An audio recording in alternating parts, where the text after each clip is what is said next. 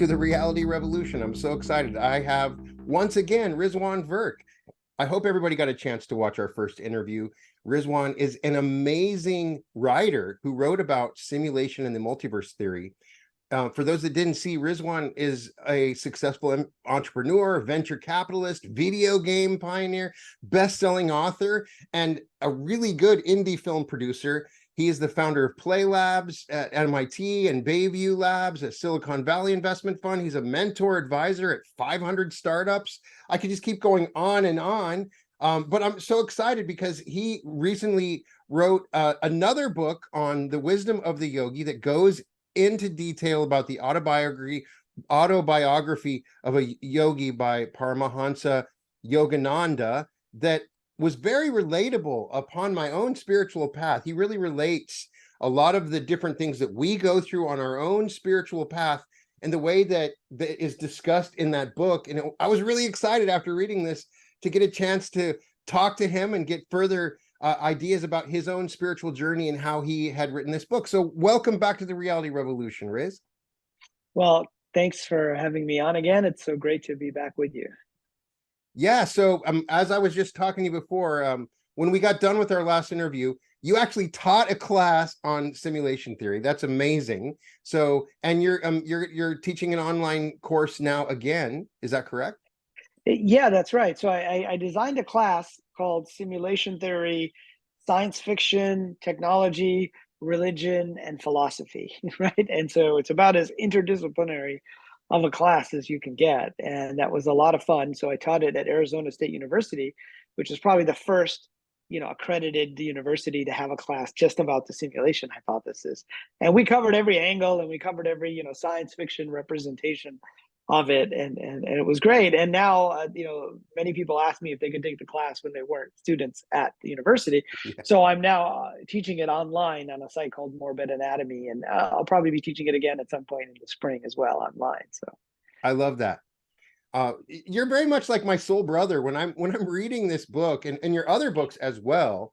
It's like the combination of sci-fi junkie that is totally fascinated with the multiverse and simulation theory, but at the same time has gone through these deep spiritual lessons and is so relatable as the way you talk about it in your newest book. So we kind of briefly talked about it before, but you had mentioned your interest in Paramahansa Yogananda, somebody that we've talked about through several episodes on this podcast. I've got a chance to read some of his writings.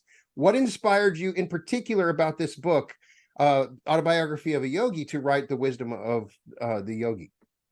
well, it was one of these situations where you're given a task even though you weren't planning to do the task. And so one of the lessons in Wisdom of a Yogi, and of course the book is about the stories from Yogananda's autobiography, but it's also about our own spiritual journey in the modern world, whether you've read the autobiography of the yogi or not.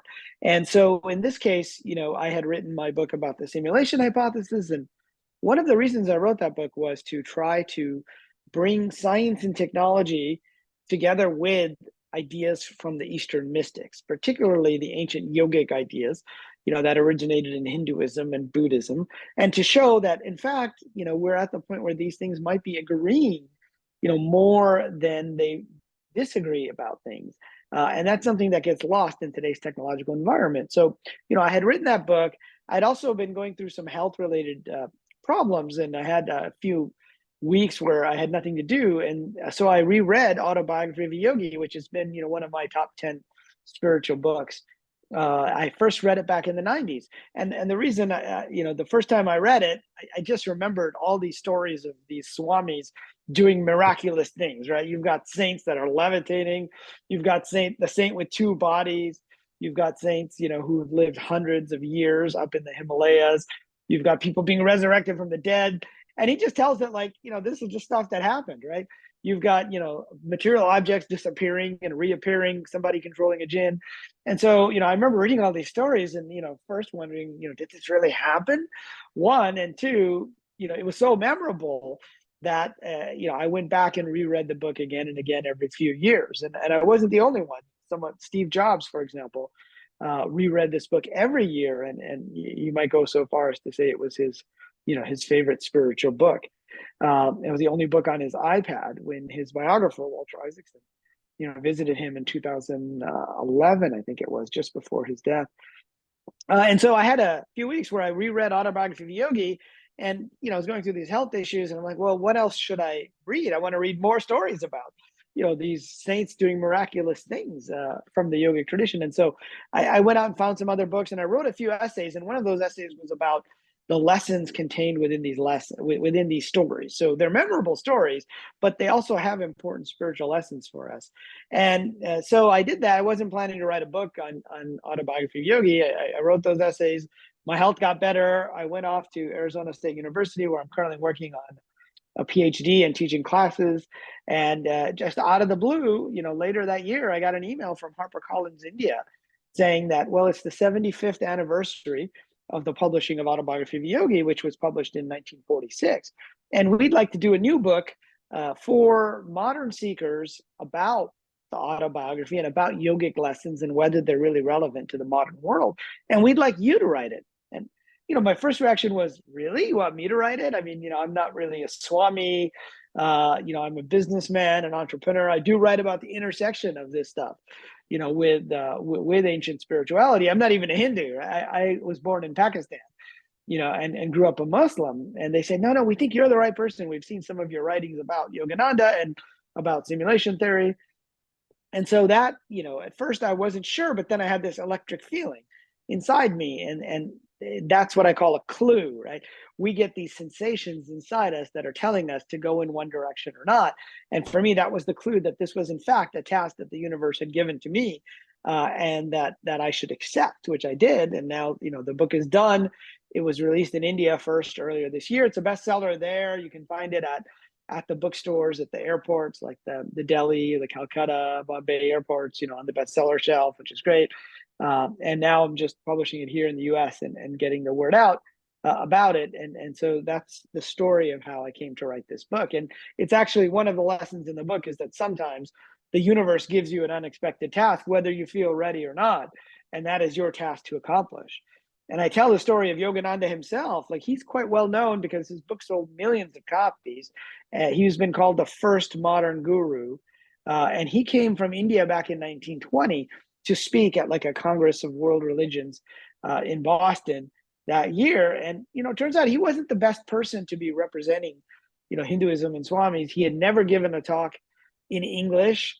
He barely was fluent in the language. He only finished 2 years of college because his guru made him finish it, because he had the sense that he might actually go, to the West in the future, and it was important there. And he rarely had given any lectures, even in his native Bengali up to that point. But he was teaching, some kids in a school there. But the universe gave him the task, and he decided to take it, and that became his legacy. He spent most of his adult life from that point forward in the United States rather than in India. So yeah, I'm kind of like you. When I think back of the first time I read this, the first thing I think about is all these amazing, it's like a comic book, like with superheroes. They're like these different superheroes that show up.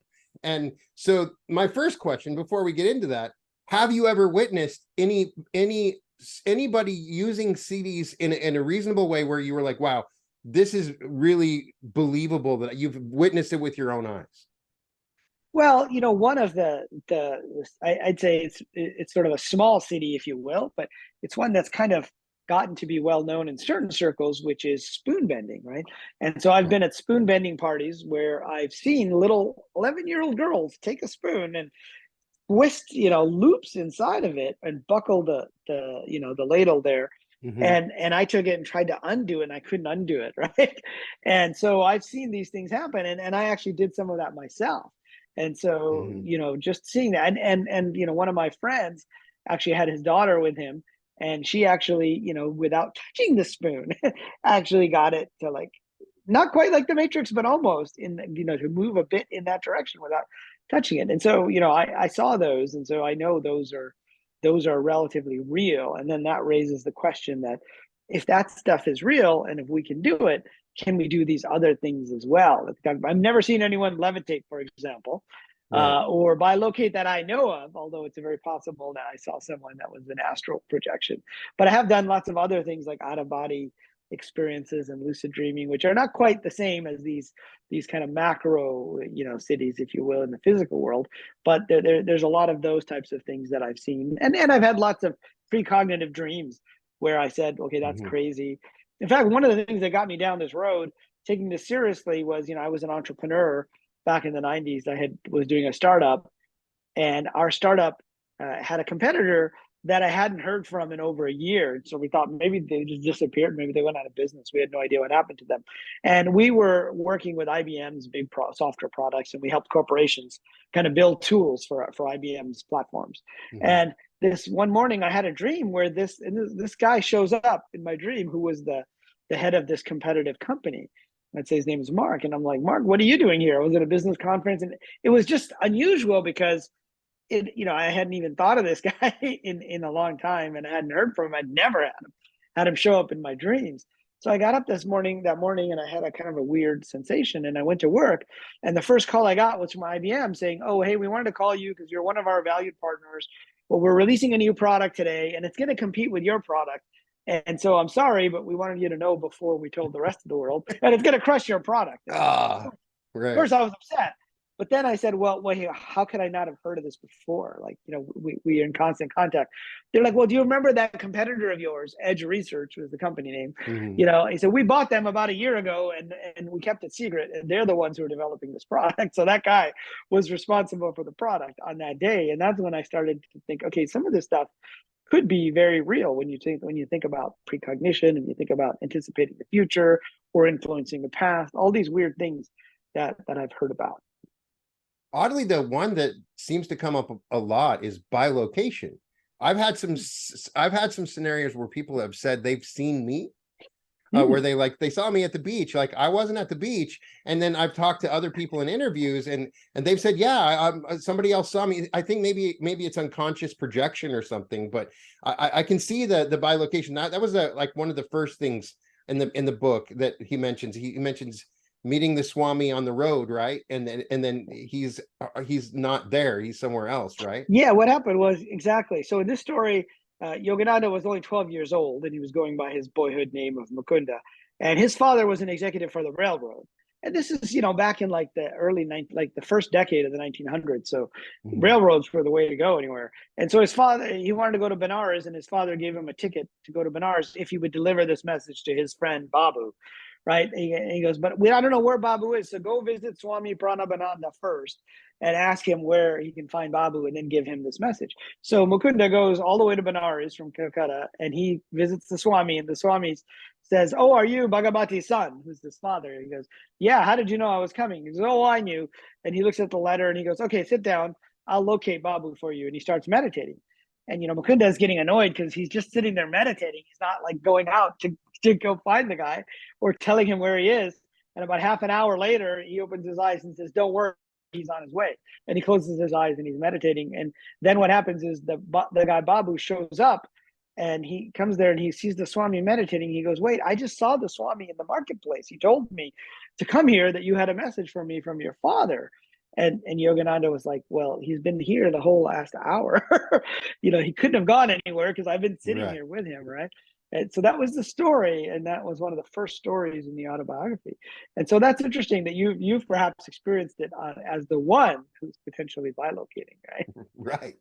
And maybe they're not doing it consciously. I mean, maybe they are, but so you break the book into different lessons and to relate the stories that are being told into your own personal life. And you start off with we don't need to go to the Himalayas, but as you relate, you and I have had that same thing. Wouldn't it be great if we could just go to the Himalayas, just get all my bills are paid, I take care of my, sell the house, and I just go and find some place in the Himalayas and sit and meditate all day.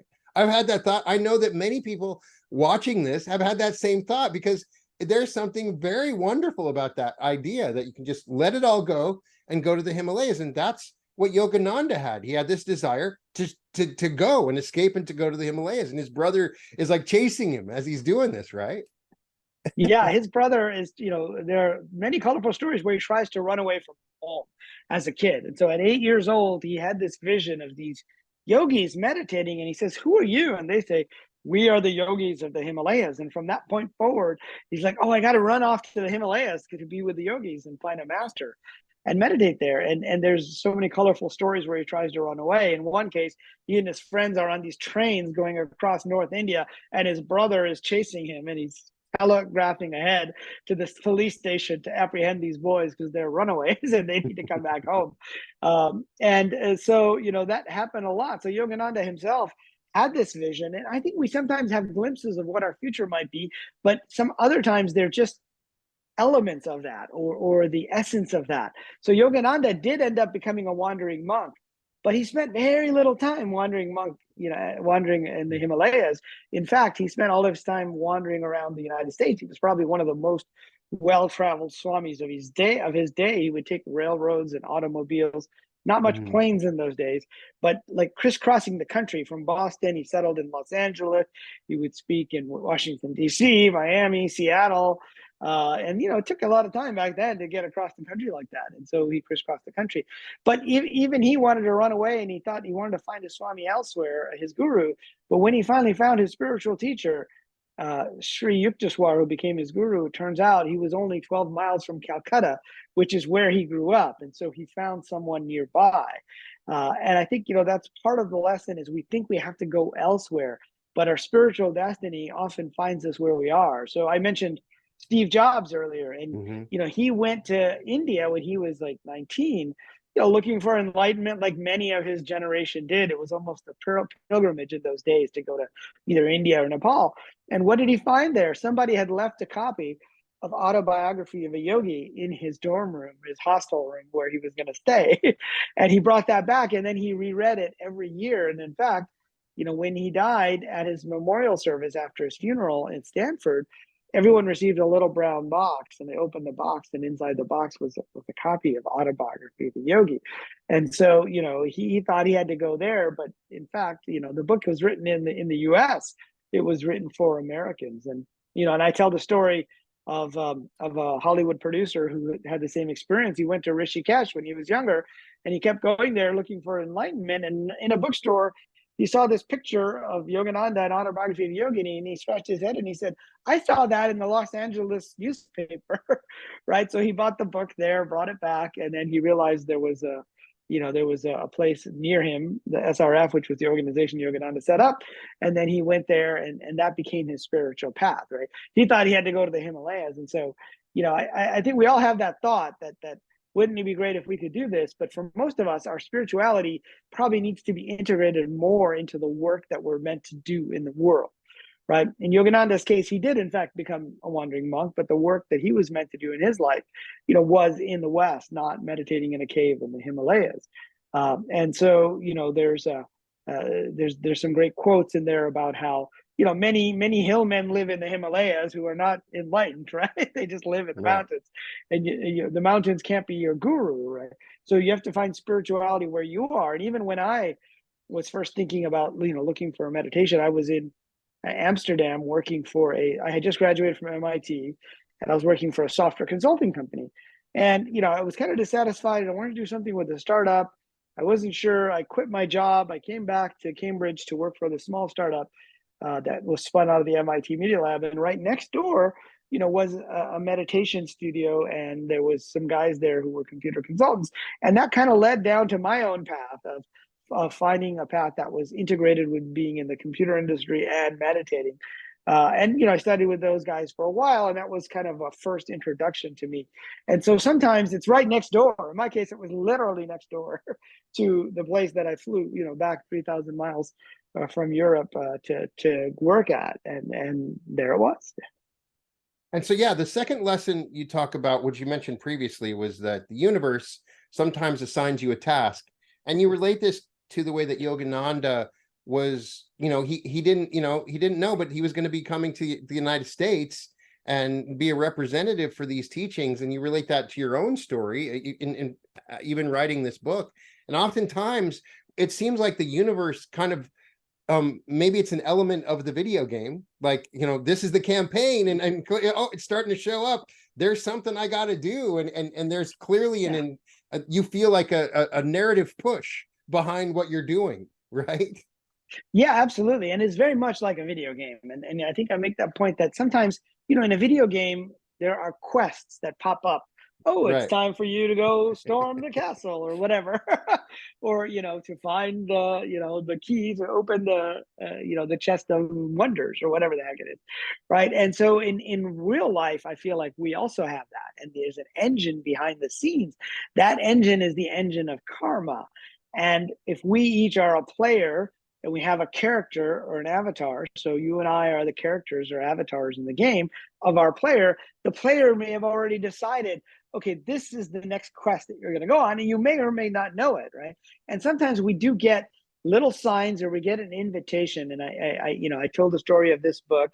I told the story of Yogananda, how he got this invitation. And, you know, when he got it, there were lots of problems, but he eventually was able to overcome those problems. But what happened to him was he was at this school in Ranchi, where he was teaching, you know, these young boys using yoga principles, and he didn't have a lot of room there, so the only place he could meditate was in this kind of storage room, with a dusty storage room behind some boxes. So he would go back there to get away from the students and meditate. And he had this vision of these Caucasian people, and he had never seen an American, but he said, these must be Americans, right? So he got this strong intuitive clue that it was time for him to think about going to America. But it was just a what I call an internal clue. And so a synchronicity is when you have an internal, you know, thought or idea that coincides with something from the world around you. So he went back to Calcutta, and what happened then? He got an actual invitation to go to this conference on religions and to speak. And so he got a physical invitation to go at that point. And he still wasn't sure. So he went to his gurus and asked, is this something that I should do? And turns out, you know, he was following the clues, and we each do that. And that's sometimes how these quests come up. Sometimes it's a literal invitation. Like in this case, I got an email saying, hey, would you like to write this book? Or sometimes it starts with an intuition, and then we look around. So a couple of years ago, actually more than a couple of years ago now, this was like 6 years ago now, I guess, or no, 7 years ago, I had sold my last video game startup. And I was like, well, what should I do next? I don't want to do another startup company. I'm kind of tired of Silicon Valley, but I do want to help entrepreneurs. And I had this thought, just walking around, maybe I should do something at the MIT Media Lab again. I don't know where it came from, because, I mean, I had been at the MIT Media Lab, but it was like 25 years earlier where I did my undergraduate research there. And I hadn't really done much there since, but I just had this thought, and I was like, okay, what should I do? So I decided to follow the clue. And so this is one of the messages in the books, is sometimes we get an intuition or a clue, just like in an Indiana Jones film. And those clues, where do they lead us? Just like with Indiana Jones, they don't lead him to Ark of the Covenant right away. One clue leads to the next clue, and the next clue leads to the next clue, and eventually that leads to the treasure. So I went on the website of the Media Lab to see if there was some position or, some project I could work on, and there really wasn't anything. So I said, okay, maybe it was just a random thought. And then within a week or two, I got an email from an MIT professor who works right in the Media Lab, who wanted to visit with me because he was visiting the West Coast, and he works in the game lab, which is, within the MIT Media Lab building there. And so I met with him, and he said, well, why don't you come and speak at our class? And so I actually got a little invitation at that point to go do that. And so I did that a few months later, and I had this idea to actually do the startup accelerator there called Play Labs. And so I ended up just following one clue after another, and it led to this entire new startup accelerator program at MIT, right in the same Media Lab building where I did my undergraduate research 25 years ago. And it just came from these intuitions. And it almost felt, and it happened so quickly that many people in academia were surprised that I was able to get it started so quickly.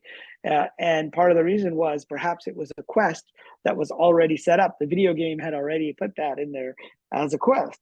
So anyway, that was part of the story that I tell from my own life in that book. I love that.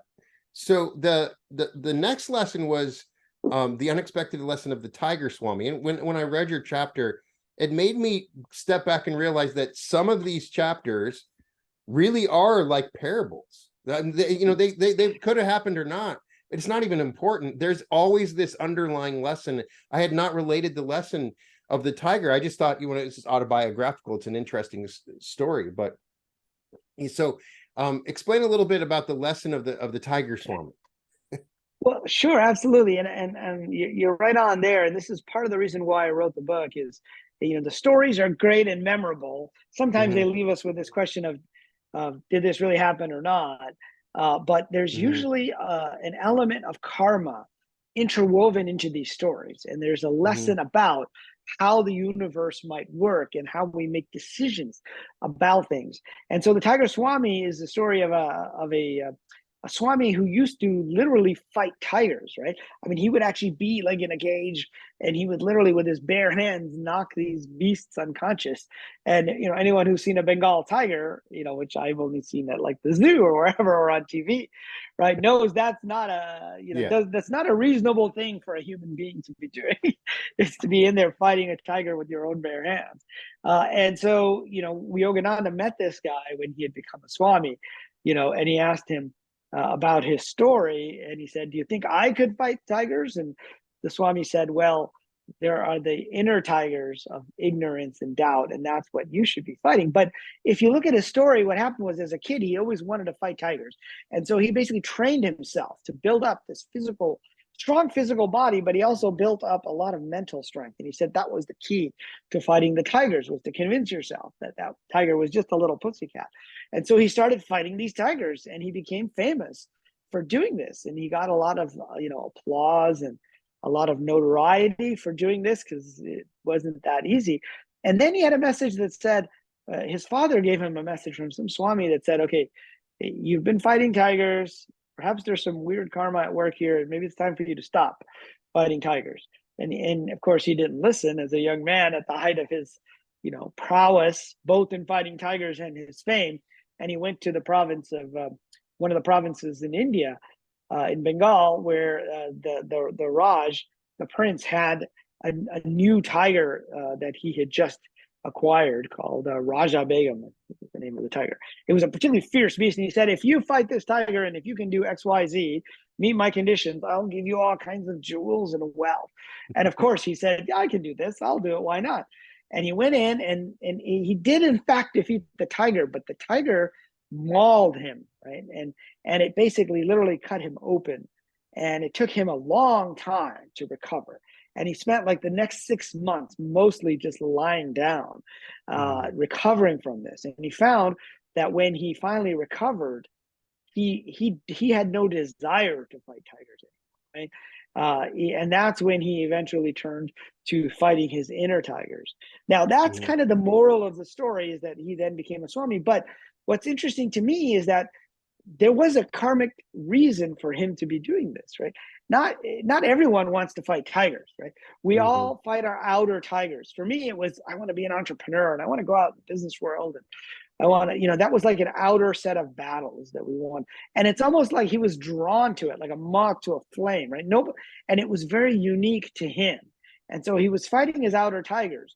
And that was a part of his path, but he stayed on that path too long, right? He should have then pulled back, right? But it took a course correction. It took like a major, kind of a setback, if you will, to do this. And so that's part of the lesson, is it's okay to fight our outer tigers. That is part of why we play the game of life. Again, getting back to the video game analogy, he was the one who said, "Fight tigers, they're my quests, and I'm going to do this." But at some point, you have to understand if you're just repeating things, or if you were meant to do other things. So, I talked about Yogananda having a glimpse of him being a wandering monk, but he had it right, but not right. When I was younger, if you had asked me what I was going to be, I'd say, well, I'm going to be an entrepreneur, and then I'm going to be a writer. I'm going to make a lot of money, and then I'm going to go be a writer. And that was a glimpse. I thought I'd do it at the age of 28, but even at the age of 48, I was still out there as an entrepreneur, still doing fighting the tigers, still doing the outer tigers. and I kind of knew intuitively that I wanted to do something else, but it was like I was locked in the societal expectations, right? I mean, the prince giving you jewels and money, that's pretty much what happens in Silicon Valley when you sell a company, for millions of dollars. And, people write about you in the magazines and TechCrunch and all of that.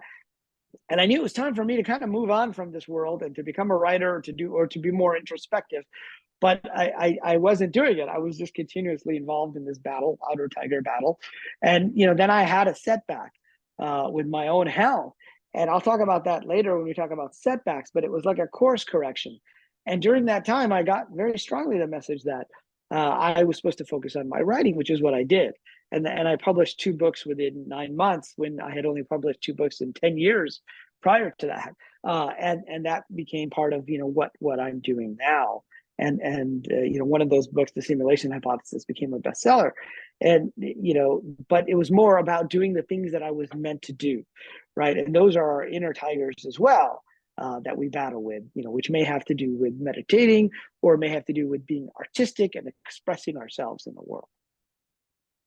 So the next lesson that you talked about was the levitating swami, and the thing that grabbed me in this particular chapter, something that I've noticed when I've had the opportunity to meet incredible gurus, amazing spiritual teachers that have no sense of humor. It's like the alarm bells go off, like something doesn't feel right. Like it's it's a sign. Like if they have a sense of humor, it kind of tells me that there's some authenticity to their teaching. You kind of mentioned that in the chapter, right? That you reach a point where it's not fun anymore. Like the joy and fun and humor of it is a part of it, right? Yeah, that's exactly right. And so, even though this chapter in the autobiography is about the levitating saint, Right. Yogananda doesn't talk much about levitation. Instead, he talks about his afternoon pilgrimages to visit this saint called Baduri Mahashai. And he talks about some of the lessons that he learned from him. And one of those was that, this saint had a great sense of humor. And Yogananda would laugh, and he was still a boy, but he had this hearty laugh. And the saint would be delighted that, Yogananda, or Mukunda, as he was called in those days, was laughing and enjoying his sense of humor. And, I had a teacher like that too, who said, if they're not funny, they may not be enlightened, right? Right. Because, and part of the reason why was when some of these saints get to the point where they realize that this is all an illusion, they see the absurdity of the world, and they try to shake us out of not taking it so seriously, right?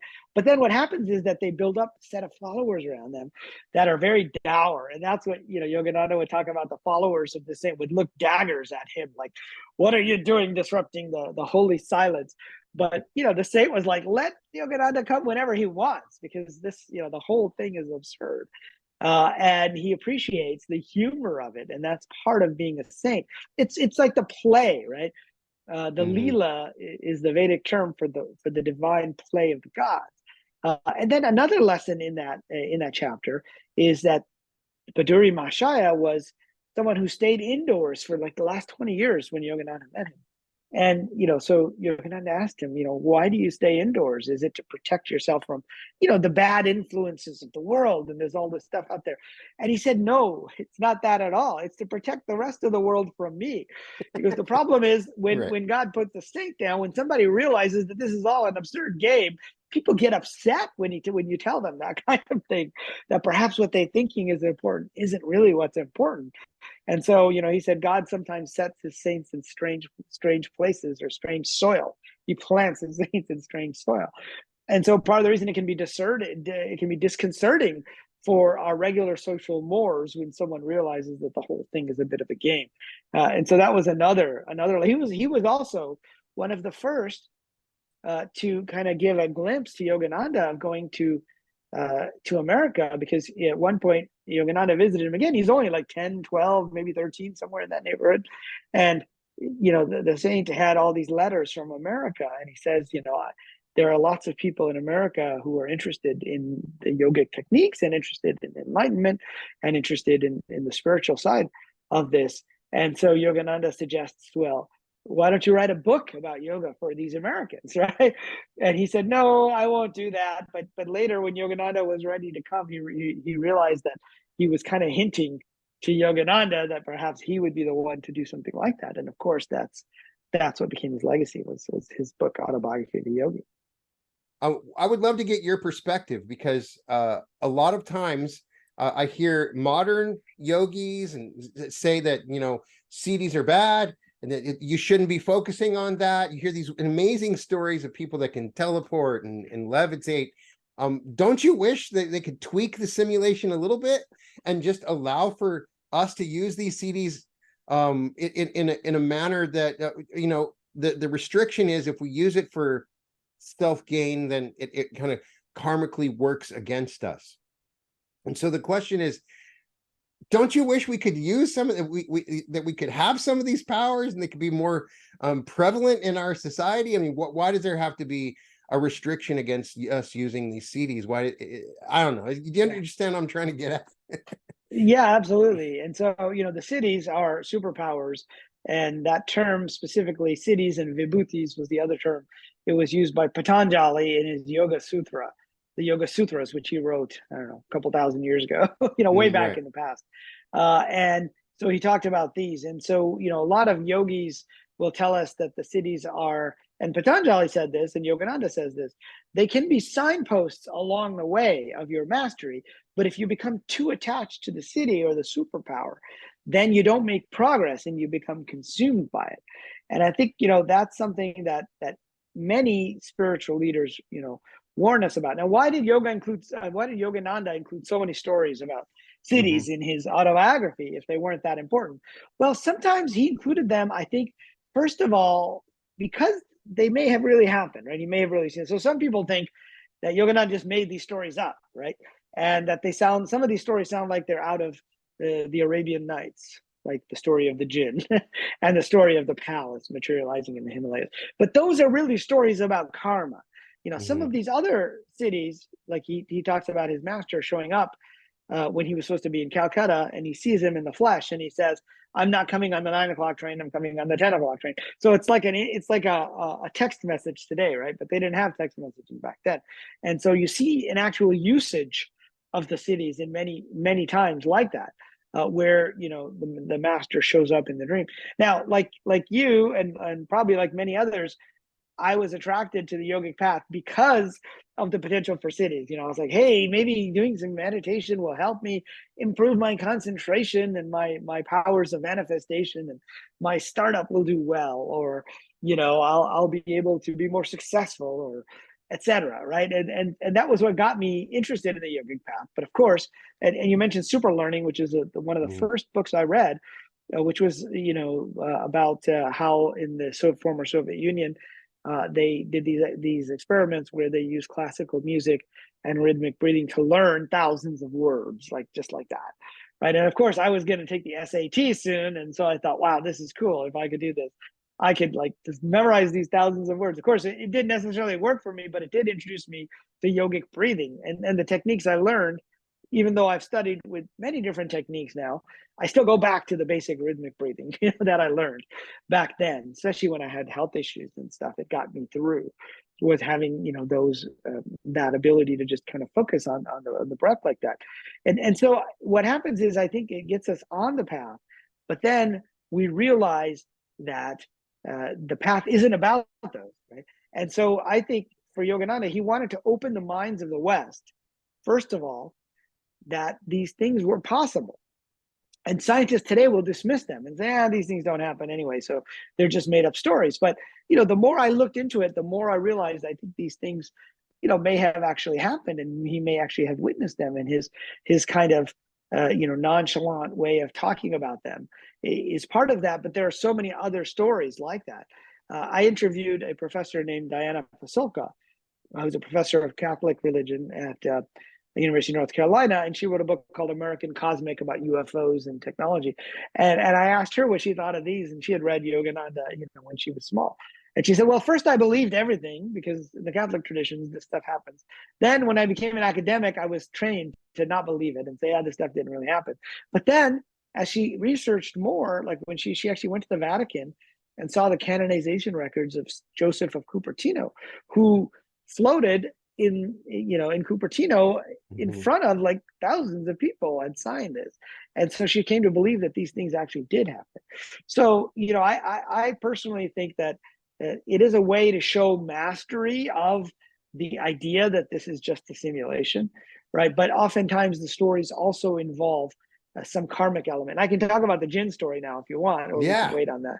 Yeah. So this is one of my favorite stories from the book, and one of the ones that really stuck out in my mind. and it was about a Muslim holy man or fakir named Afzal Khan.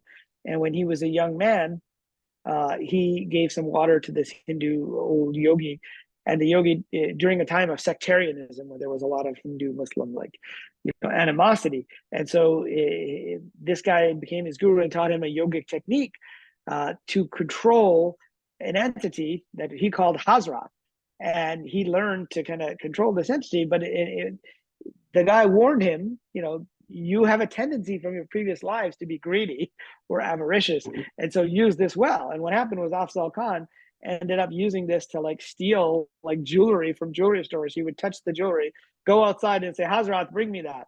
And then the jewelry would disappear from the store and it would show up with him. Or he'd go to the train station with a bunch of 50 disciples. He'd get 50 tickets, touch them all, and say, "No, we don't want these." And then later he would tell Hazrat to go get them, and they would appear. And so he became called the Terror of Bengal because he was using this to get people's valuables and basically using it for self-gain, right? And then one day there was an old man he encountered decades later, who was limping, who had a gold ball, and the old man asked him to help. But instead of helping, he touched the gold ball and then later had Hazrat take it. And the old man started yelling, and then he realized why. The old man wasn't lame. He was the same yogi who had taught him the technique. And he said, "Oh, this is in fact what I've heard is true. You've been using this for yourself gain, not to help others." And so he took away that power. Right now, this sounds like a crazy story. Hazrat, I interpret as a jinn. He was a Muslim fakir. And so I researched, and turns out there are stories like this in the Islamic traditions, not just in fictional stories like the Arabian Nights, but even in more modern times, that this kind of thing could happen. But Yogananda went through pains. He said that his guru, Sri Yukteswar, whom he trusted, said to Yogananda in his dormitory, he said, "In this building, I saw Afzal Khan perform 4 miracles, including bringing plates, gold plates with huge biryani and big feast for 50 people fall from the ceiling." And then afterwards, Hazrat made it all disappear. And so, Afzal Khan even published an apology in one of the newspapers in Bengal after this, and that's where he told his story. And that's why Yogananda, eventually heard about the story, the rest of the story from his guru. And so Yogananda believed that this really had happened. But what's important here is there's a karmic element, right? So on the one hand, think about this. If you were to play a video game and your quest was, will you be greedy or will you help other people? What perfect way to test that in the video game than to create a superpower where you can have any object you want, any wealthy object you want. And that's exactly what this story demonstrates. You see the great engine of karma creating a test for Afzal Khan, and he failed the test, right? But he did have some good karma from the past, so his guru did let him eventually keep the control of Hazrat to get clothes and food, but nothing else, right? And so I looked into this, and it turns out there are more modern stories. I asked my relatives from the city of Lahore, which was part of India, but now is part of Pakistan, if they've heard anything like this. There was a famous story of a guy in the 20th century, a British guy, who came to Lahore, and he said, "Can you guys explain this to me? In the Quran, it says that the Queen of Sheba traveled from, Sheba to see Solomon, and her throne, arrived in an instant. She didn't take it with her. It arrived and some jinn did that or something, right? And that's what it says." And he said, "Can somebody explain it to me?" And said, "Well, go to this tomb of the Sufi saint, which is a very famous place in Lahore. Is this guy named Data Darbar, his tomb." And so he went there. And he said, "There's lots of Sufis there. You can ask them these questions." Right? And Sufis are kind of like the Islamic equivalent of the yogis, right? The ones who do the mystical path. And so he went there and he saw this. He met this guy with an old beard who said, "How is it possible that the throne of the Queen of Sheba arrived well before her and arrived in an instant like that when she was there?" He said, "Well, sit down and I'll tell you first. Would you like something to drink?" He goes, "Okay. Would you like some tea?" He goes, "Yes, I'd like some tea." And the old man puts out his hand and he goes like this, and he has this cup and saucer in his hand. And the British guy looks at it, and that's from his home in London, right? It was a very specific, cup and saucer. And he had brought it from London in an instant. And the guy was almost about to faint. And he looks at it and He turns to the old guy with the beard to say, how the hell did you do this? And the guy's gone, right? And so this guy actually stayed there in Lahore, and he's buried. The British guy is buried right underneath the tomb of this other Sufi saint, Data Darbar. He's one of only two people, right? There's some Pakistani guy and him, government official, and him, who were allowed to be buried there because he stayed in that area for the rest of his life because he was so amazed. And so I think these things still do happen. But at the same time, there's an important karmic lesson, right? Getting back to, sometimes we are called to do something. In this case, it helped him with his mission of staying there and studying a particular mystical tradition, right? A spiritual tradition. And so that's how I think about these things. But yes, I also would wish that we would be able to have, superpowers along the way. But, it's kind of like, I used to have one of my teachers used to say, would you rather spar with a 1st-degree black belt or a 10th-degree black belt? And I'd say, well, maybe the 1st-degree because, he's not quite as advanced. He goes, no, Right. you want to spar with the 10th-degree black belt because the 1st-degree black belt doesn't have control and he might actually hurt you. But when you're sparring with him, but the 10th-degree black belt has the amount of control that he will make sure not to hurt you with his powers. And so it's sort of like that. The more advanced the yogi, the less likely they are to use these. But I believe the cities were used to convince people of the core message that this world is not what we think it is. Don't take things so seriously here in the physical world. Which leads us to the 7th lesson, which is totally synchronicitous with your other books. The world is like a movie, a dream, a video game. And you make the good point that Yogananda, there was no video games back then. It was movies. And so he saw that, and it makes for a good relationship to explain the world of Maya. And it made me think, maybe the video game is just a rudimentary thing that we're describing the world as, and maybe there's something else that we don't even know about, right? But we're relating it to what we know of it, so my question that comes up as I talk to you, something that from my own experience, and I'd love to relate it to you, it appears that the game, the simulation that we're in, does have an underlying narrative drive. It's not complicated. In most cases, there's a general push that we're being forced on a regular basis. We're given these catalyst or experiences that occur. And we're being forced to make a choice, a decision. Will this serve myself, or will I do this to serve others? And it seems like a constant choice. We're being given events, situations, things that come up that make us give this choice. And I was wondering if you have noticed it or could relate to that. Well, yeah. So first of all, let me just say that, the title of the chapter is "The World is a Movie, a Dream, and a Video Game." Right. And All of that. I wanted to make the point, and I'll get to your question in a Yeah. moment, but I wanted to make the point that everything we read about in the scriptures, right? I say the scriptures because I'm talking about all of them, right? I'm not just talking about the Vedas. I'm not just talking about the Bible, the Old Testament, the New Testament, the Gnostic texts, the Buddhist sutras, all of them, right?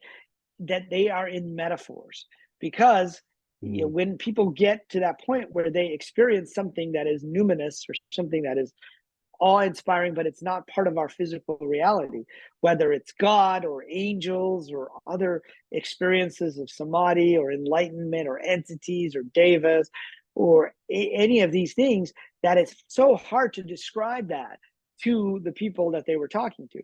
And so they had to use metaphors, right? They had to use metaphors that could be understood by the people of the time. And the dream metaphor is a common one. The Buddha, when he achieved enlightenment, somebody asked him, what are you? When Siddhartha became the Buddha, he said, I am But, which meant, which was a Pali word that was drawing from the Sanskrit word, which meant awake. So if he's awake, then that means the rest of us are just dreaming, right? And so the dream metaphor is a strong one. But Yogananda, was always up, was up on the latest technology. And the latest technology during his day was the movie projector, right? I mean, remember, he came here in 1920, right after World War I. And he saw the newsreels of World War I. That's how they used to see the news, with these black and white newsreels in the theater, like not at home because they didn't have TVs. And radios were just, coming online in a lot of places. And he saw the scenes of destruction, and he became sad, and he meditated, Lord, why do you allow such suffering in the world, because they didn't call it World War One. They called it the Great War, because it was a war with destruction on a scale that hadn't been seen up to that point, because they had mechanized, artillery. They had machine guns. This was something that was not available previously. You had to kill people one by one, right? And so there was so much of that going on. And he got a strong answer, and he got a vision where he was able to go and look at the battlefields, but in like 3D, not just like in the 2D screens. And so he really experienced the suffering. But then he got the message, look again. He said, what you are seeing is a play of chiaroscuro. I didn't know what that meant, so I had to go look that up. It's like an Italian art technique that says it's a light and shadow. It uses light and shadow to create a scene. And it says, just like the movie projector, the scenes you are seeing is they look real, and they are real to the characters, but the actors aren't dying. The actors, don't die in a similar way that you suffer while you're here, but those are experiences that you are having. And so he started to use this metaphor quite often, which is that the world is like a movie and we're all stuck looking at the screen. But you have to look back. If you've ever done this in a movie theater, and I used to do this as a kid, every now and then I'd be watching Star Wars or something, right? Empire Strikes Back, and I'd look around and everyone's entranced with the movie. But when you look away from the screen, you can see the flickering of the frames, right? Because a movie is not really continuous. It's like a series of, but you can see that, and then you can see how entranced everyone is. And of course, I get entranced too. That's part of the fun. That's why we go to a big movie, is you lose yourself in the movie. But so, that metaphor, he would say, look away from the screen, look towards the light of the projector.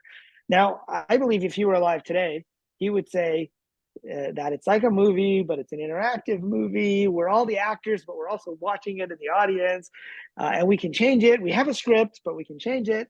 What does that sound like? It sounds like an interactive, massively multiplayer online role-playing game, right? And so that's why I believe the video game is the ultimate metaphor to date. I say to date because we'll have more metaphors in the future. Like in Islam, they talk about the scroll of deeds. Scroll of deeds is where you have these two angels who write down every good deed and bad deed, and then when you die, you have to the scroll will be open, and you have to look at what you did, and you have to see the implications of that. Well, that doesn't mean there's like these little guys with feather pens writing down, right?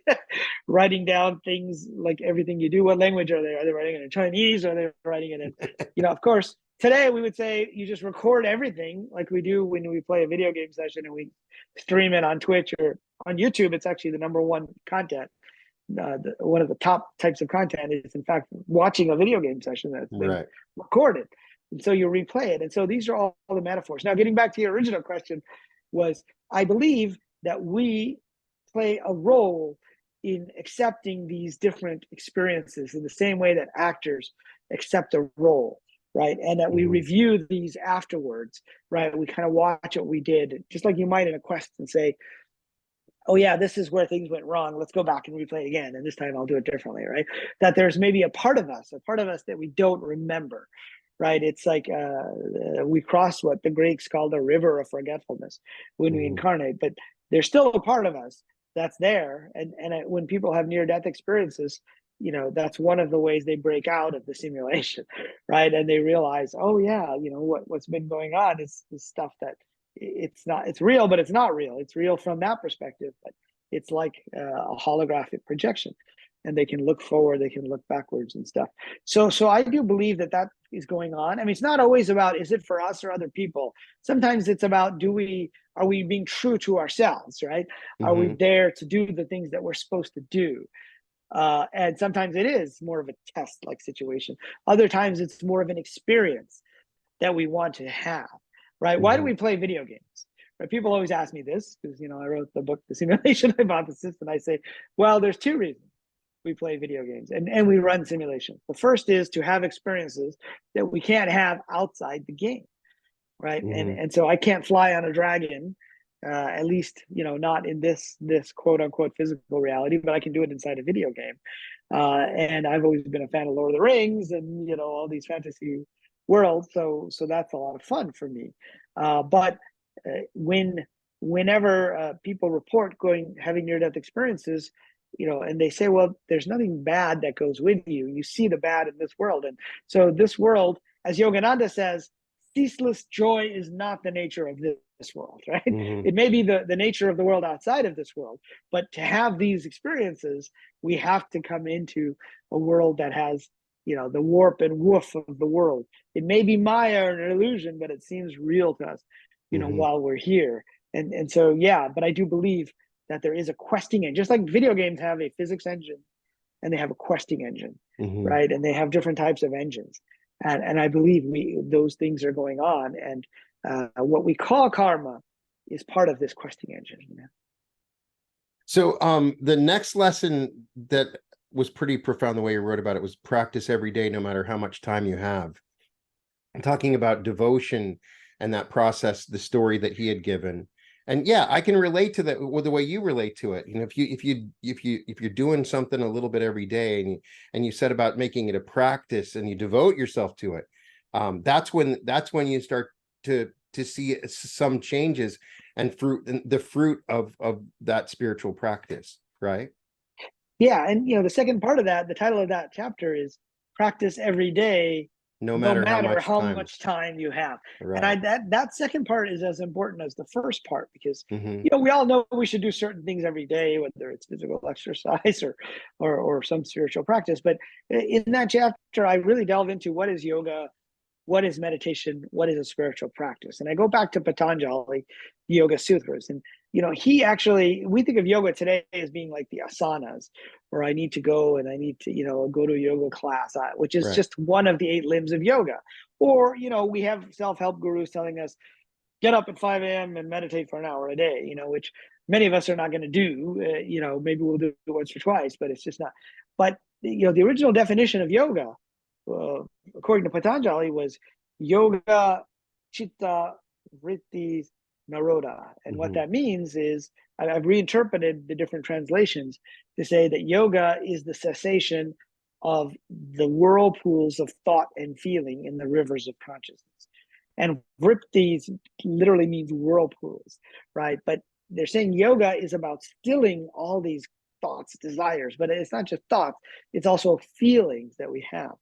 And so it's Hmm. really about stilling this so that we can be aware of who we are, because according to yogic traditions, that's what causes the game to go on. It's those reactions that we have to everything around us. And then that ends up creating new tasks, new quests. Our database gets longer and longer of the things that we have to do in this gameplay session or the next gameplay session. But I think the important point I was trying to make is it doesn't matter what your practice is, right? It could be a type of prayer. It could be, a physical hatha yoga technique. It could just be walking by the water, which puts you into a meditative state. It's Hmm. it's if you still this storm, right? It's like the snow globe. If you have a snow globe and you shake it up, you can't see the scene. But if you let the snow or the confetti settle, then you can really see what's going on. And that is really what yoga, in my opinion, is meant to be about. And you can do 5 minutes of it. You can do 10 minutes of it, right? You can Hmm. do whatever works for you. And there are many different techniques.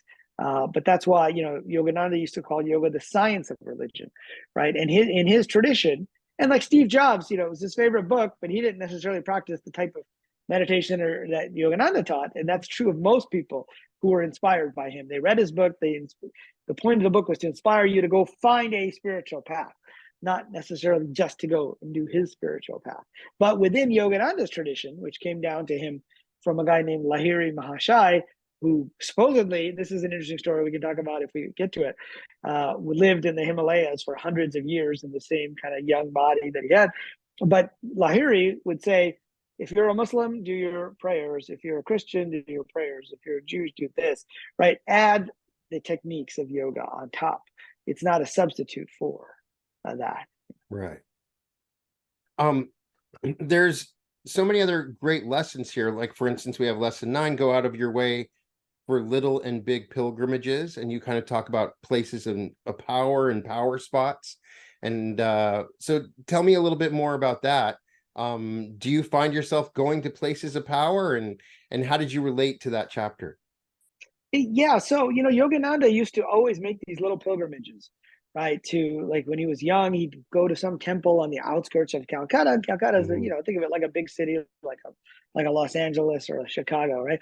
And then as he got older, when he would travel, he would always go out of his way to go to a place where a saint lived or something.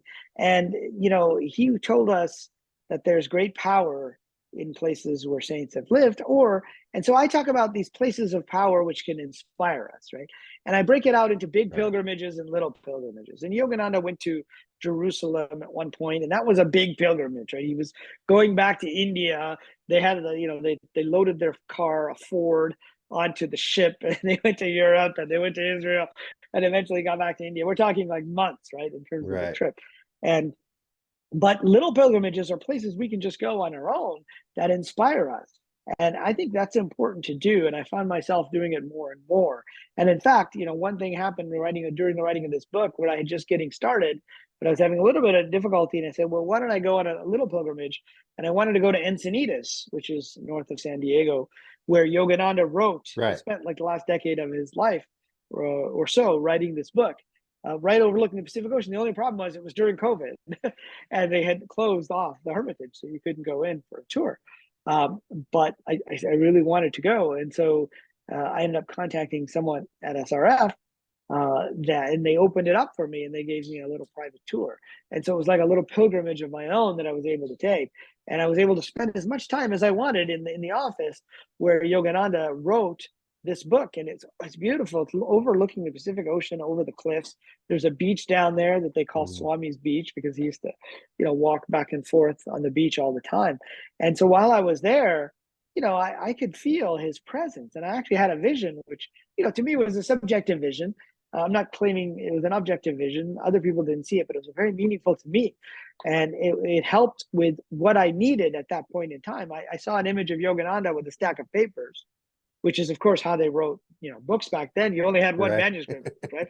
And then he like opened the doors to the Pacific Ocean, and he looked at me mischievously, and he took the stack of papers and he tossed it out, much to my horror as a writer, because as a writer, you think, oh my God, he's losing the manuscript. That's it. If back then, if you lost the pages, that's it, right? You can't go back to your computer and Right. print it out again. Uh, and he kind of had a mischievous look in his eye. And what happened was, as the papers flew out over the Pacific Ocean, each of them turned into a little white bird that carried, his pages to different parts of the world. And he was kind of like sending me a message as a writer. One, it's our words that carry on right long after we're gone. But two, don't take it so seriously.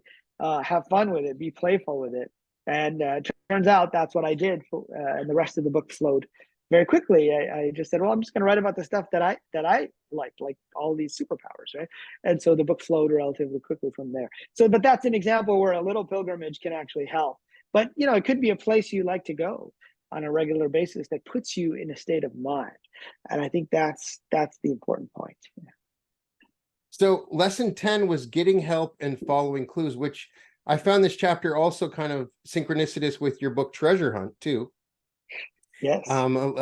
You have these clues, and then you talked a little bit about prayer. There's a lot to this chapter. So yeah, I mean, I have found this too, that we have clues that are given to us. And so tell me a little bit more about this particular lesson. Yeah. So, this does relate to my book Treasure Hunt, which I wrote a few years back. Yeah. And in fact, I bring in the what I call the rules of treasure hunting, right? And some of the important ones are, if a clue repeats, then it might be important, right? Because you Hmm. might have a thought about something. I told earlier about my thinking about the MIT Media Lab, but then I got an actual, invitation to meet with a professor. That was like the clue repeating. And so if we have an intuition, we have a synchronicity, it's when it repeats that we should take it more seriously. And sometimes it happens out of the blue and we're not even thinking about it. And that it means it's unusual. I mean, if you dream about some random, you dream about people that are close to you all the time, and that's what we do in our dreams, right? Right. But like in this case, I had the story I told earlier. I had a dream about this guy who was a competitor that I never had in a dream before, and I wasn't even thinking about the day before. And then he showed up, so it was like a repetition, but also there was an unusual aspect to that clue, and that was what makes it kind of important. So sometimes, you know, we have this left brain and right brain, and we're like, I had a dream, I moved to Italy. Should I just go and move to Italy? And it's like, well, no, that might be an interesting clue, but you have to follow that clue to the next clue. And you have to wait for that confirmation. For Yogananda, he saw the vision of these Caucasians. Then he got an actual invitation. Then he went and you know, talked to his folks before making that kind of a, like his guru and everyone else, before making that decision to go. And so we can follow our intuition. And sometimes our intuition is pointing us towards things. Sometimes the clue is just confirming something for us. But sometimes we're not sure, and that's when we can ask the universe.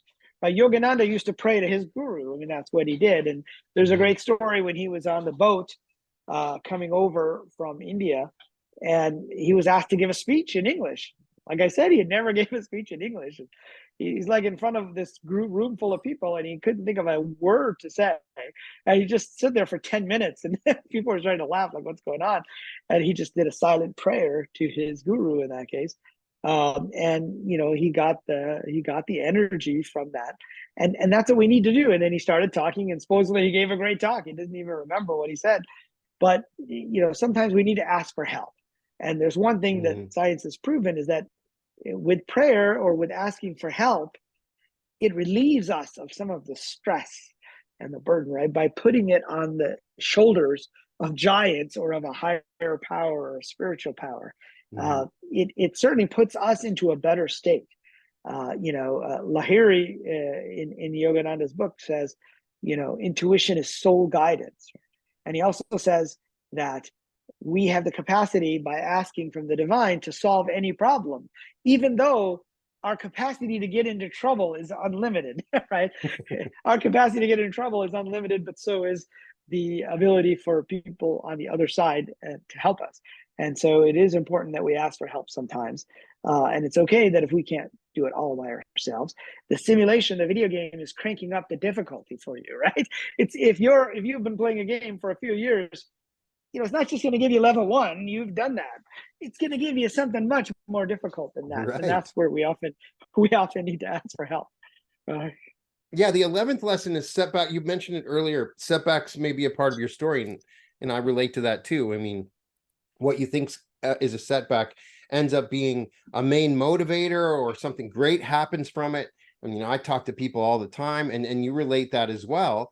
When we have a setback, when we have an obstacle that comes up, as Yogananda teaches, it can end up being part of our story and how we move forward, right?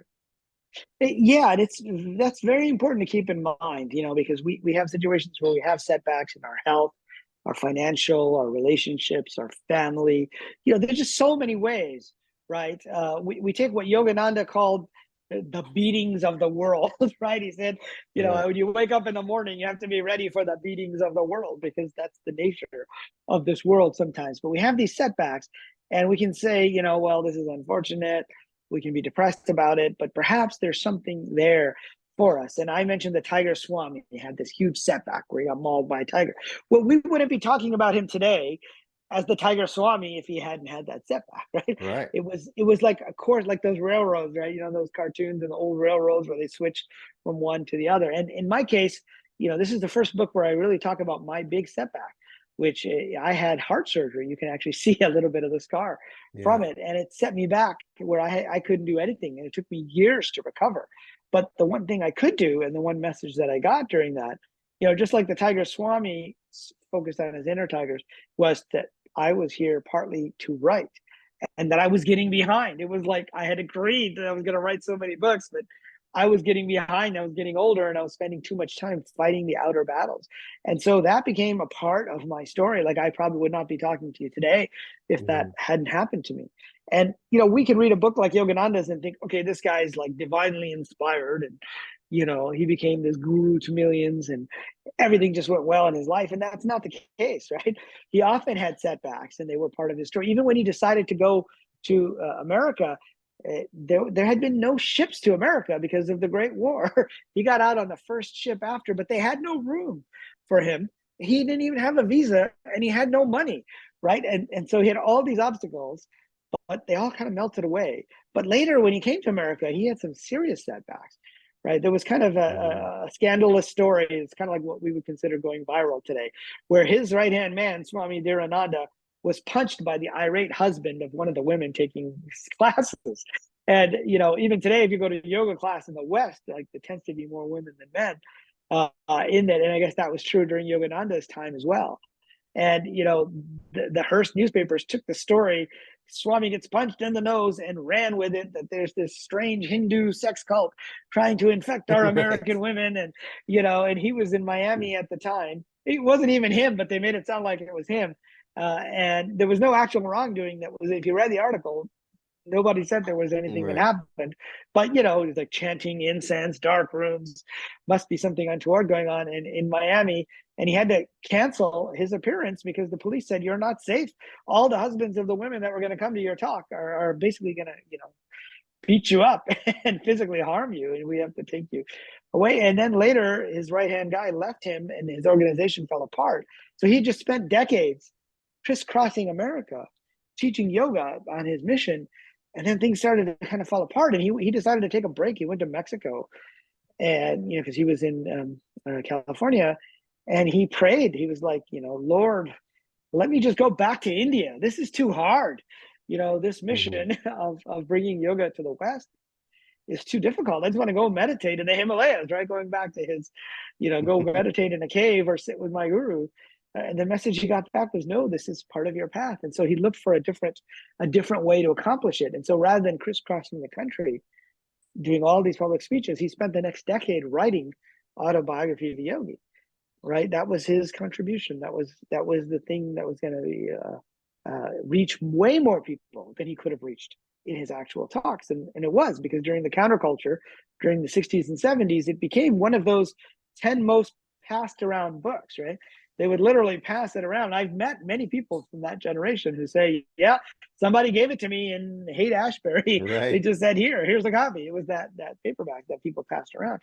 And so, you know, that if he hadn't had that setback, he might not have gotten around to really, you know, refocusing his energies on that task of writing that book. So sometimes these setbacks will actually help us to do something that is an important part of our path, or they can be a course correction Right. for us. And it's hard for us to see that, though.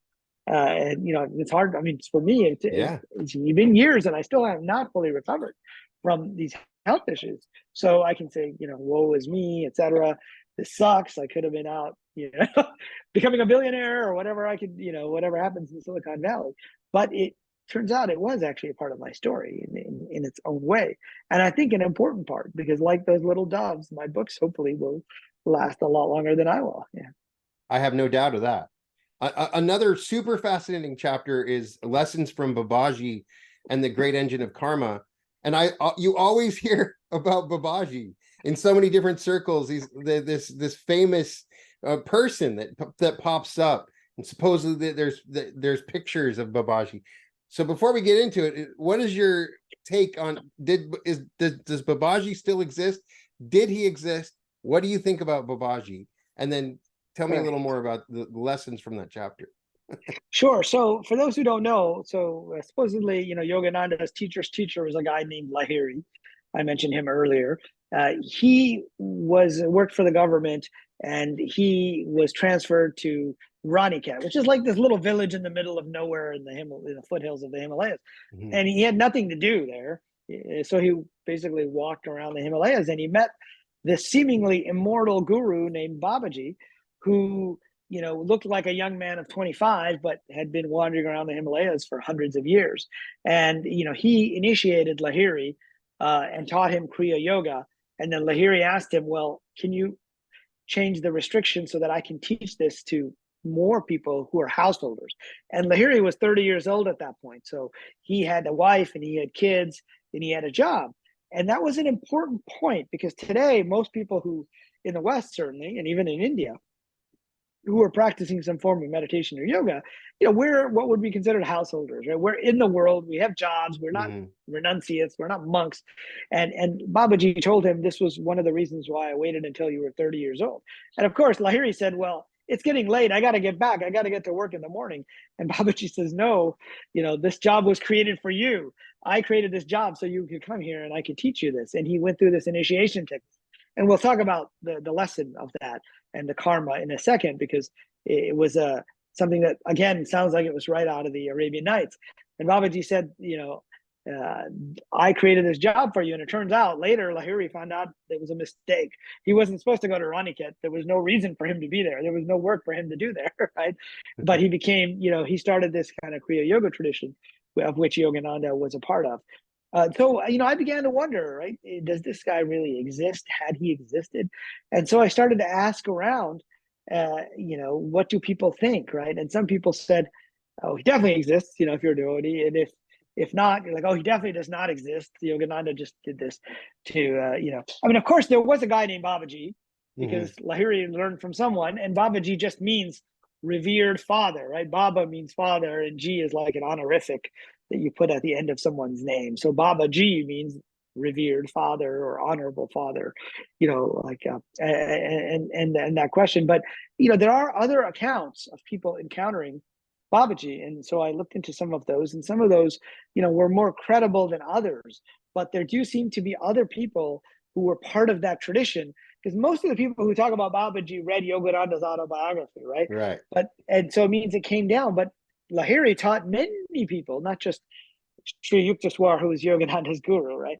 And so there's what I call the river of yoga, and there are other people in that river who claim to have met Babaji. There's a guy named Sri M, for example, whose guru he called Babaji, but he said that's not the Babaji. It's a guy named Babaji Maheshwarnath, who was a disciple of the Babaji, the way that we talk about, who is Right. this sort of seemingly immortal one. Well, so he, says that not only has he seen him, but that when Lahiri got initiated in 1861, there was another disciple of Babaji. If you read Autobiography of Yogi, there was another disciple that took Lahiri to the initiation. And he says, well, that was my guru, Babaji Maheshwarnath, right? So, there are other independent kind of lines of people talking about this guy. And there is a state of Sarupa Samadhi, which is mentioned in the yogic traditions, particularly in the southern, yogic traditions in India, where you can be, your body is incorruptible. And so this is a type of city power. There are other city powers where you can project your consciousness out of your body into another body. And there's the story of the pigeon saint. So these are preserved in the Buddhist traditions, in the 6 yogas of Naropa, and the secret 7th yoga, which is projecting your consciousness into another body. And so, the question becomes, if we believe in a world where you can bilocate and have multiple bodies, does it mean Babaji is there all the time? Does it mean that he also has this power where he ends up incarnating? I think it's certainly possible, right? I mean, I haven't obviously met him in person, but Yogananda, before he left for the West, says he actually came and met him in Calcutta. And one of the reasons why, he said, was so that Yogananda could tell people he saw him with his own eyes, because until then he had only heard about him, right? He had only heard about him from his guru, from his parents, from other people that were kind of part of that tradition. And so it was almost like Babaji appears when he needs to help you in this case, fulfill whatever mission you might have, but it's not like an idol. He's around. And so I think he's there, and I think we can connect to that spirit in the same way we can connect to any other spirit in any other religion, where we can ask for help on the other side. Now, back to the story in the lesson, like, I think some of the stories that he tells us about Babaji are there to teach us about karma, right? And those stories were passed down to him. And so the story I want to mention is one that sounds like it's out of the Arabian Nights, where it's right when Lahiri is going to his initiation. He spent the night in the cave, remembering his past lives. That it's time for you to be initiated, and he goes out in like the early morning, the dark of the night, and there's this giant glittering palace that's been built out of nothing in the Himalayas. Okay, now that's right out of the Arabian Nights, right? If you read the original Aladdin story, the genie actually creates this opulent palace for Aladdin, right? And so what happens is Babaji says, in a previous life, you expressed a desire to live in an opulent palace, in a golden palace with jewels, right? And we are fulfilling this desire as part of your initiation so that you don't have to incarnate in another life. So he's teaching us something about karma. Right? And after the initiation, the whole thing disappears. So was it really there? Was it something in his head? I can't say, right? But the lesson was that it's our desires, it's our fears, it's our thoughts, it's our reactions that create the karma. We think of karma as being, oh, you did something bad to this person and they're going to do something bad to you in the next life. That's kind of like the gross level of karma. But the more subtle level is that our thoughts, our feelings, and our actions actually are recorded by the simulation. And they get recorded in the database. And sometimes it's just small little things. Something makes an impression on us from a movie and we see it in our dreams. And according to the Buddhist traditions, you can resolve those little karmas, karmic traces, they call them, in your dreams. That's why you see things in your dreams. It's kind of like a garbage cleaning procedure or, within software, we have this process where it goes through and cleans up memory. Right. But it's also our course actions, but also our feelings and our reactions. And so I think the story is there to teach us about the more attached we become to outcomes, the more likely we may get those outcomes, but they may be in a future life. And they hold us back. They're part of the vrittis, right? The storm of whirlpools of thoughts, feeling, and desires. And if we can learn to calm those and not get so attached to those, then, as the Buddha said, that which is subject to arising is also subject to cessation. So in this case, Babaji resolved his karma. It's like quest complete. You don't need to do that anymore at this point, Right. Yeah, I've heard a story about a yogi that knew that as soon as his karma was resolved that he was going to die, and he didn't want to leave. That so his wife, so he would do something very slight, like complain about the coffee or the tea with his wife, and they were like, "Why is he doing this?" And it's just so that he can keep his karma, so he can stay around a little bit longer. I don't know if that's true, but when you I hear, haven't heard that story. That's an interesting story. Yeah, right, that's like a great story. that's why we're here. We're stuck with the karma once it's resolved. Right, So maybe right. we want to keep the karma a little bit if we want to stay longer in the game. Yep, absolutely. The 13th lesson is lifting the veil, the everlasting beyond the illusion. And you talk about samadhi here again. I find it interesting when you talk about samadhi, and I think there's a story at the end where you interviewed somebody that was a student of Yogananda, and he's like, "Please give me samadhi," and they kind of laughed at him a little bit, and just he has this experience where it's this pure bliss. First, have you experienced anything that you thought was a samadhi type of experience? And it's the way you explain it, it's when the veil is lifted, you can all knowledge is available. It's maybe we're outside of the video game and we can see everything, right? Yeah, absolutely. And so that was a fun story. It was by Ryan Kurzak, who was a student of Roy Davis, who was a direct disciple of Right. Yogananda. And Yogananda, when he was younger and he ran away to the Himalayas, his last time he ran away, and he came back and his guru said, "Poor boy, the Himalayas could not give you what you wanted. So let me give it to you." So he touched his heart. Right. And Yogananda felt this liquid bliss kind of move all through his body. And suddenly he could see everything in a 360 degrees. He could see like the cow down the road that he couldn't see from inside the building, right? But it was more about this feeling of bliss. And that's kind of what Roy Davis describes when they finally gave him a little piece of samadhi, right? They touched him and he was like, he just felt this kind of overwhelming bliss. And when people talk about even in near-death experiences with encounters with God, they say it's just so much love. It's almost undescribable, right? It's like so much light and love. And so, I think that's a great way to think about what is God in this instance. But reaching samadhi is also about like kind of moving our awareness beyond the simulation, right? To see what's out there. And perhaps what's out there, each of us is a piece of this overall, large light, this feeling of bliss and love. And so I've had what I talk about the big S and the little s, right? Little samadhi.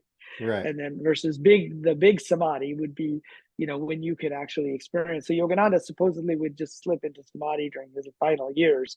And, his disciples would just wait while his eyes were kind of turned upward. And he would get into a specific state. So there's a specific yogic state that's called samadhi. But then, that's more about like dissolving into the energy. There's also folks who get there in different ways. Like in the Buddhist, it's about understanding the karma. And he almost had an intellectual argument, right? The Buddha almost had, and this is why Buddhists talk about thoughts. They don't talk about feelings so much, right? They talk about your thoughts, because there's a very mental way to look at the whole thing, which is, this is a chain of causation. And if you can stop this, you can stop that. It's almost a logical way to approach it, right? Right. But in the Sufi traditions, particularly in South Asia, in India, Pakistan, they talk about must, which is like an ecstatic state, right? And they'll do this dancing and chant these qawwalis to get into this ecstatic state. And so I think we can experience little samadhis, through many different means. I mean, I've had experiences during meditation and during breathing where things seem to, like, there's this indescribable light in every, but it's just on the verge for me, right? Just there, It's just on the bang. verge when, as soon as I say, oh, that's cool, it goes away, because I've engaged my I've engaged Right. my left brain, and being an engineer and a scientist. And part of the reason why I'm writing this book is I think, my experiences will be relatable to Yeah. people that live in the world, as opposed to people who are going to go off and be monks. And we barely scratched the surface. There's so much more in the book. The final lesson was, yoga is for everyone, East and West, and absolutely 100% true. I was fascinated how Yogananda has written all about the Bible. Like, there's an entire book, and we've read some, and some of his teachings about Christian doctrine is really, really fascinating and interesting. Just in general, that, as you had mentioned before, yoga is not a religion. It's the foundation of all the religions, if it's treated properly, right? Yeah, absolutely. I quote a famous saying from Rudyard Kipling, who said, East is East and West is West, and never the twain shall meet, right? And Right. I said, that's relevant for not being relevant anymore at all, right? I mean, Right. during Yogananda's time, you had these kind of ideas that the West is materialistic and the East is spiritual. Well, today, we're so integrated, right? You will find as much materialism, if not more so, on the streets of Bombay and Shanghai Right. and Lahore, as you will, on the streets. In fact, you'll find more people meditating in LA and doing yoga than you might in certain cities in India, right? Yeah. And so, the two have kind of merged together. But that's yoga was seen by Yogananda and by his gurus and that whole lineage, that yoga is like the ungarnishable daylight, free for all, and it's a way to merge between the East and the West, right? In fact, it was his guru Sri Yukteswar, when he was young, he supposedly met Babaji as well. He met him at the Kumbh Mela, which you can think of as the world's biggest festival. It's like a festival of religious people and swamis and sadhus that is held every 12 years in Allahabad, and they have like 1 million people there, right? I mean, it's just beyond anything we have when you think of scale in terms of our festivals here in the US. And so, Yukteswar, when he was young, went there, and he was thinking, look at these dirty sadhus, and there's all these guys in the West who are figuring out science and technology. We should be more like them, right? We certainly, shouldn't we be devoting our time to that stuff? And he met this sadhu who was wearing a loincloth, and who turned out to be Babaji, who said Swamiji. He called him Swamiji. He says, I'm not a Swami. He goes, Swamiji, you've been thinking about this. And he asked him about it. And he goes, yes. He goes, well, I'd like to give you a task, Swamiji. I'd like you to write a book about the basic unity in the Hindu scriptures and Christian scriptures. And again, it was like suddenly the universe gave him a task. And he wasn't formally a Swami. He's like, what? This is too hard. I can't do this. But he took on the task. And it became important, because when he did that, a lot of what he taught Yogananda was about the unity of the scriptures. And so when Yogananda came to the US, I always wondered, when I first read this, why is he talking about Christianity so much? Of course, it was because he wrote it for a Christian audience in the West, but also he came to believe in the unity of different religions. That was a key part of his message. In fact, the Encinitas Hermitage, I think they talk about it as like the temple to all world religions or something. There's like a memorial there or something. And so, yoga becomes that connective tissue in a way. When you can say yoga, you can say it's the mystical experience.